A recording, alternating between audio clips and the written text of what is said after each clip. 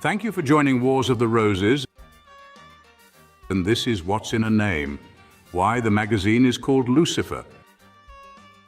An article taken from Lucifer, Volume 1, Number 1, September 15th, 1887. What's in a name? Very often there is more in it than the profane is prepared to understand or the learned mystic to explain.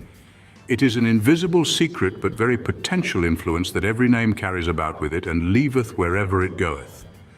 Carlyle thought that there is much, nay, almost all, in names. Could I unfold the influence of names, which are the most important of all clothings, I were a second great Trismegistus, he writes.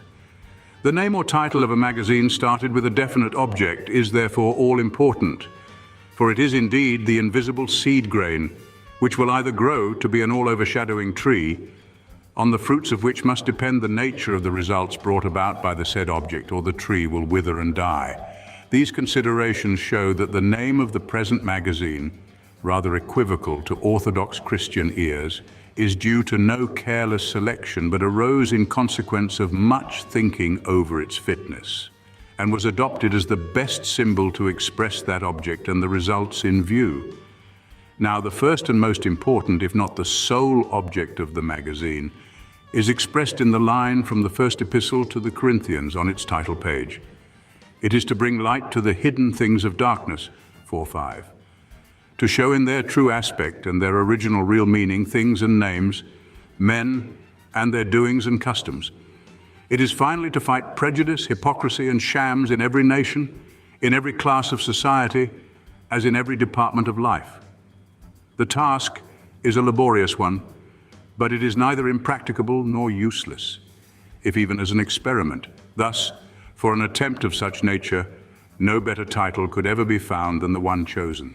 Lucifer is the pale morning star, the precursor of the full blaze of the noonday sun, the Eosphoros of the Greeks. It shines timidly at dawn to gather forces and dazzle the eye after sunset as its own brother Hesperos, the radiant evening star, or the planet Venus. No fitter symbol exists for the proposed work, that of throwing a ray of truth on everything hidden by the darkness of prejudice, by social or religious misconceptions, especially by that idiotic routine in life, which, once that a certain action, a thing, a name, has been branded by slanderous inventions, however unjust, makes respectable people, so-called, turn away shiveringly, refusing to even look at it from any other aspect than the one sanctioned by public opinion. Such an endeavour, then, to force the weak-hearted to look truth straight in the face is helped most efficaciously by a title belonging to the category of branded names. Piously inclined readers may argue that Lucifer is accepted by all the churches as one of the many names of the devil. According to Milton's superb fiction, Lucifer is Satan, the rebellious angel, the enemy of God and man. If one analyzes his rebellion, however, it will be found of no worse nature than an assertion of free will and independent thought, as if Lucifer had been born in the 19th century. This epithet of rebellious is a theological calumny, on a par with that other slander of God by the predestinarians, one that makes of deity an almighty fiend worse than the rebellious spirit himself, an omnipotent devil desiring to be complimented as all-merciful when he is exerting the most fiendish cruelty, as put by J. Cotter Morrison. Both the foreordaining and predestining fiend God and his subordinate agent are of human invention. They are two of the most morally repulsive and horrible theological dogmas that the nightmares of light-hating monks have ever evolved out of their unclean fancies. They date from the medieval age, the period of mental obscuration during which most of the present prejudices and superstitions have been forcibly inoculated on the human mind so as to have become nearly ineradicable in some cases, one of which is the present prejudice now under discussion. So deeply rooted indeed is this preconception and aversion to the name of Lucifer, meaning no worse than light bringer, from lux, lucis, light, and ferre, to bring. Note, it was Gregory the Great who was the first to apply this passage of Isaiah, "How art thou fallen from heaven, Lucifer, son of the morning," etc., to Satan, and ever since the bold metaphor of the prophet, which referred, after all, but to an Assyrian king inimical to the Israelites, has been applied to the devil.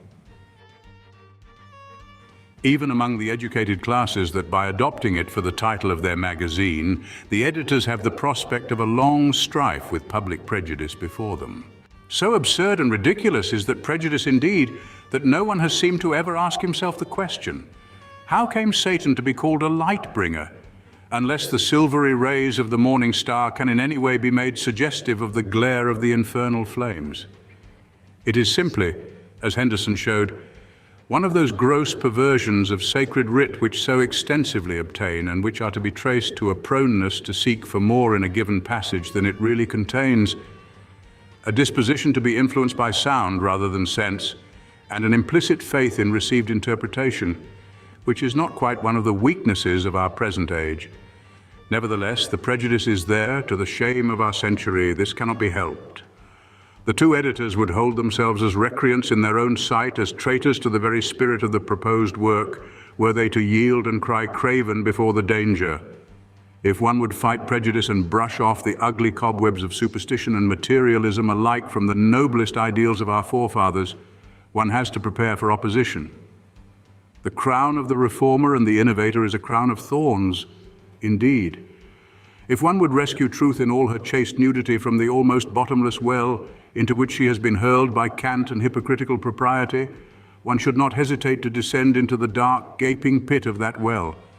No matter how badly the blind bats, the dwellers in darkness, and the haters of light may treat in their gloomy abode the intruder, unless one is the first to show the spirit and courage he preaches to others, he must be justly held as a hypocrite and a seceder from his own principles.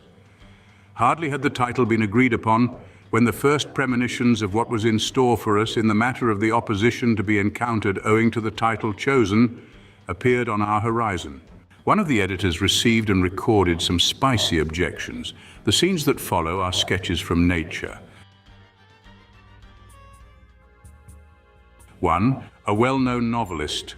Tell me about your new magazine. What class do you propose to appeal to? No class in particular. We intend to appeal to the public.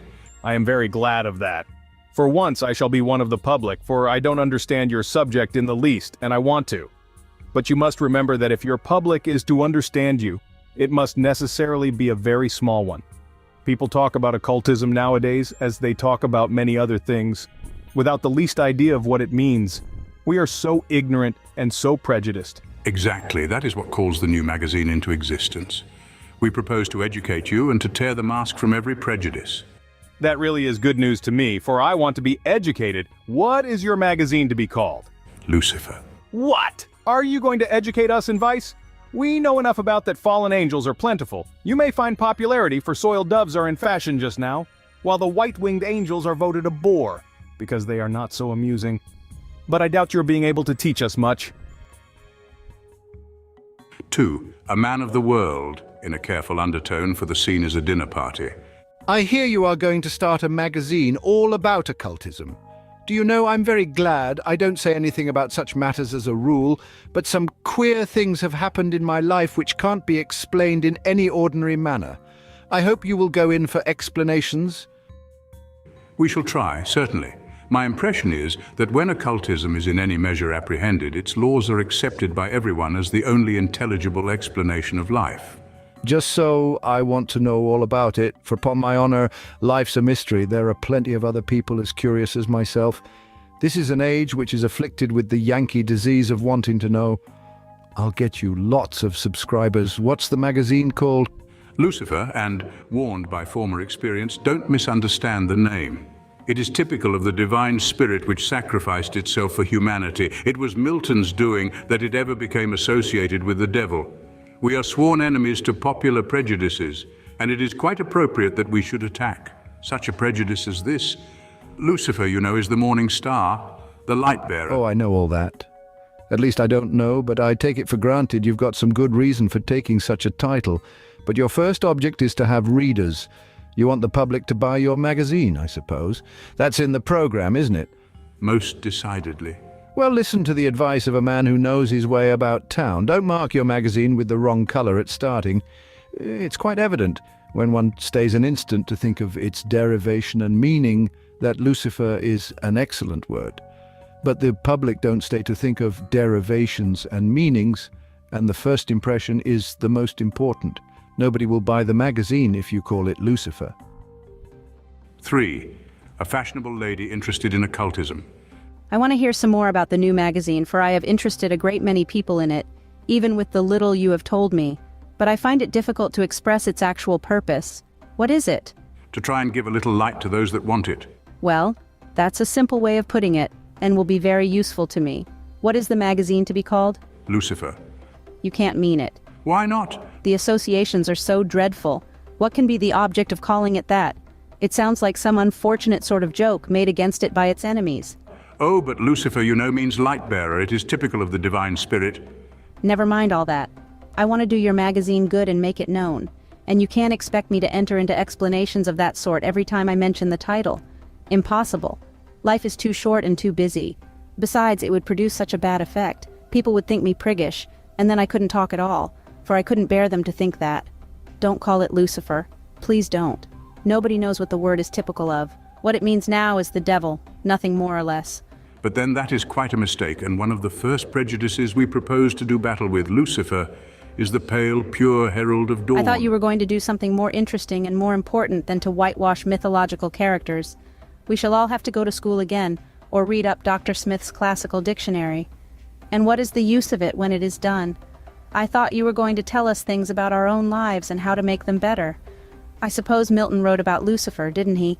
But nobody reads Milton now. Do let us have a modern title with some human meaning in it. 4. A journalist, thoughtfully while rolling his cigarette. Yes, it is a good idea, this magazine of yours. We shall all laugh at it, as a matter of course, and we shall cut it up in the papers. But we shall all read it, because secretly everybody hungers after the mysterious. What are you going to call it? Lucifer, striking a light. Why not the Fusey? Quite as good a title and not so pretentious. The novelist, the man of the world, the fashionable lady, and the journalist should be the first to receive a little instruction. A glimpse into the real and primitive character of Lucifer can do them no harm, and may perchance cure them of a bit of ridiculous prejudice. They ought to study their Homer and Hesiod's theogony if they would do justice to Lucifer, Eosphoros and Hesperos, the morning and the evening beautiful star. If there are more useful things to do in this life than to whitewash mythological characters, to slander and blacken them is at least as useless, and shows moreover a narrow-mindedness which can do honor to no one. To object to the title of Lucifer only because its associations are so dreadful is pardonable, if it can be pardonable in any case, only in an ignorant American missionary of some dissenting sect, in one whose natural laziness and lack of education led him to prefer ploughing the minds of heathens, as ignorant as he is himself, to the more profitable but rather more arduous process of ploughing the fields of his own father's farm. In the English clergy, however, who receive all a more or less classical education, and are therefore supposed to be acquainted with the ins and outs of theological sophistry and casuistry, this kind of opposition is absolutely unpardonable. It not only smacks of hypocrisy and deceit, but places them directly on a lower moral level than him they call the apostate angel. By endeavoring to show the theological Lucifer fallen through the idea that to reign is worth ambition, though in hell, better to reign in hell than serve in heaven. They are virtually putting into practice the supposed crime they would fain accuse him of. They prefer reigning over the spirit of the masses by means of a pernicious dark lie, productive of many an evil than serve heaven by serving truth. Such practices are worthy only of the Jesuits, but their sacred writ is the first to contradict their interpretations and the association of Lucifer, the morning star, with Satan. Chapter 22 of Revelation, verse 16 says, I, Jesus, am the root, and the bright and morning star, early rising, hence Eosphoros, or the Latin Lucifer. The opprobrium attached to this name is of such a very late date that the Roman Church found itself forced to screen the theological slander behind a two-sided interpretation, as usual. Christ, we are told, is the morning star, the divine Lucifer, and Satan the usurpator of the verbum, the infernal Lucifer. The great archangel Michael, the conqueror of Satan, is identical in paganism with Mercury Mithra, to whom, after defending the sun, symbolical of God, from the attacks of Venus Lucifer, was given the possession of this planet, et datus est aeloctis Luciferi. And since the Archangel Michael is the angel of the face, and the vicar of the verbum, he is now considered in the Roman Church as the regent of that planet Venus, which the vanquished fiend had usurped. Angelus faciae de sedem superbi humilis obtinuit, says Cornelius a Lapide, in volume 6, page 229.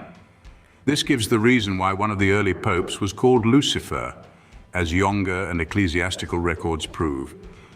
It thus follows that the title chosen for our magazine is as much associated with divine and pious ideas as with the supposed rebellion of the hero of Milton's Paradise Lost. By choosing it, we throw the first ray of light and truth on a ridiculous prejudice which ought to have no room made for it in this our age of facts and discovery. We work for true religion and science in the interest of fact as against fiction and prejudice. It is our duty, as it is that of physical science, professedly its mission, to throw light on facts in nature hitherto surrounded by the darkness of ignorance. And since ignorance is justly regarded as the chief promoter of superstition, that work is therefore a noble and beneficent work. But natural sciences are only one aspect of science and truth. Psychological and moral sciences, or theosophy, the knowledge of divine truth, wheresoever found, are still more important in human affairs, and real science should not be limited simply to the physical aspect of life and nature. Science is an abstract of every fact, a comprehension of every truth within the scope of human research and intelligence. Shakespeare's deep and accurate science in mental philosophy, Coleridge, has proved more beneficent to the true philosopher in the study of the human heart, therefore in the promotion of truth, than the more accurate but certainly less deep science of any fellow of the Royal Institution. Those readers, however, who do not find themselves convinced that the Church had no right to throw a slur upon a beautiful star, and that it did so through a mere necessity of accounting for one of its numerous loans from paganism with all its poetical conceptions of the truths in nature, are asked to read our article, The History of a Planet. Perhaps, after its perusal, they will see how far Dupuy was justified in asserting that all the theologies have their origin in astronomy. With the modern Orientalists, every myth is solar. This is one more prejudice and a preconception in favor of materialism and physical science. It will be one of our duties to combat it with much of the rest.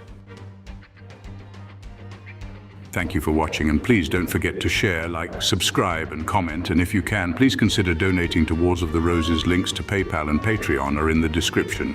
Thank you so very much.